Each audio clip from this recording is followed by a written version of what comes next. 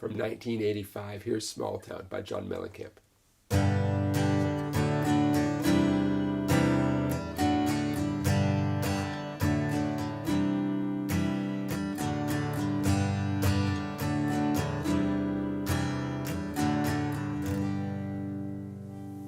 So, as we get started here, there are a few things I want you to know about.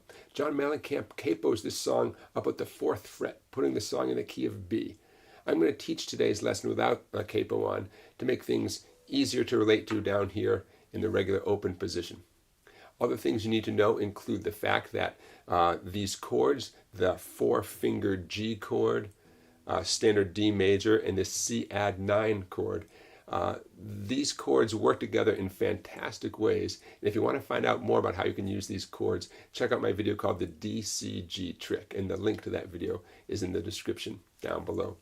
And last thing I want to say is there are multiple guitars pounding out this John Mellencamp classic tune. What we have here today in this lesson is a composite arrangement of sort of the best of the guitar parts all rolled into one.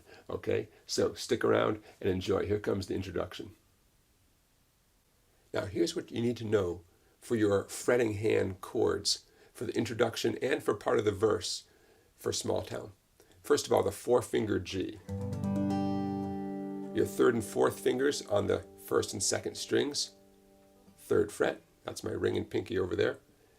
2nd finger, middle finger, 6th string, 3rd fret. Index finger, that's your 1st finger, 5th string, 2nd fret, a 4-finger G. Okay? Followed by traditional regular D major chord. Notice my ring finger is in the same place. That's going to be really important. The ring finger stayed there at the 2nd string, 3rd fret. It was there for the G, 4-finger G, and it's there for the D major, okay? And the final chord that you need right now is the C add 9 chord. My ring finger is going to stay right where it's been the whole time, 2nd string, 3rd fret. That's crucial. You can't lift that finger off. Index finger, 4th string, 2nd fret. Middle finger, 5th string, 3rd fret. In the case of this chord called the C add 9, we're not going to strum the 6th string, okay? So don't strum the 6th string there. Now, I'm going to refer to these chords by the names G, D, and C, although we could call that a 4-finger G and a C add 9. To keep things simple, I'm going to call them simply G, D, and C. Now, I do want you to work on these chords and master them because you can have a lot of fun with these 3 chords, but you can substitute a traditional G, however you would typically play a G, and a traditional C as well. But I encourage you to master these forms, plus it'll make the song sound that much more authentic when you play it. Okay, so there are your chords. Now let's talk about how to strum. I'll play it and then I'll talk about it. 1, 2, here we go.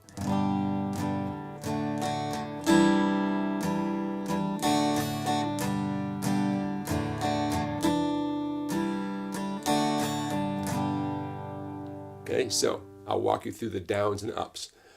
As I'm playing, notice how my hand, whether I'm actually hitting the strings or not, my strumming hand is constantly doing this smooth down up. Sometimes I'm striking the strings, sometimes I'm not, but that's obviously a very smooth human kind of motion from your elbow, and if you follow my directions here, you'll have a nice smooth steady strum. That's why the downs and ups are so crucial. So here we go. 4-finger G, here we go. Down, down, switch to the D, down, up, on the C. I'll do that again. G, G, D chord, down, up.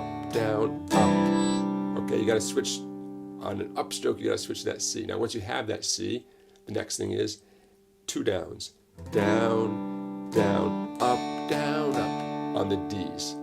C, C, D, down, up. I'm going to put the whole thing together now slowly. G, G, D, C, C, D.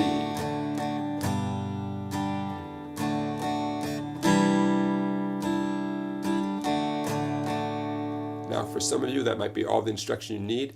Some of my viewers I know like to hear some counting in there. So I'm going to do a steady stream of counting. I'm going to count an 8th note pattern. 8th notes are counted 1 and 2 and 3 and. And when you hear me count this way, that might help a lot of you align these downs and ups with the right timing. Here we go. 1 and 2 and 3 and 4 and 1 and 2 and 3 and 4 and 1 and 2 and 3 and 4 and 1 and 2 and 3 and 4 and 1 and 2 and 3 and 4 and.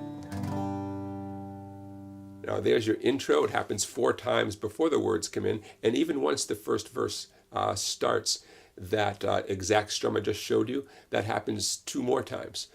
So obviously a crucial part of this tune. Hope you've enjoyed this lesson on Small Town by John Mellencamp from 1985. Don't forget to check out my video called the DCG Trick. You can see the link in the description down below and learn about all the different things you can do with these 3 special chords. Thanks for watching.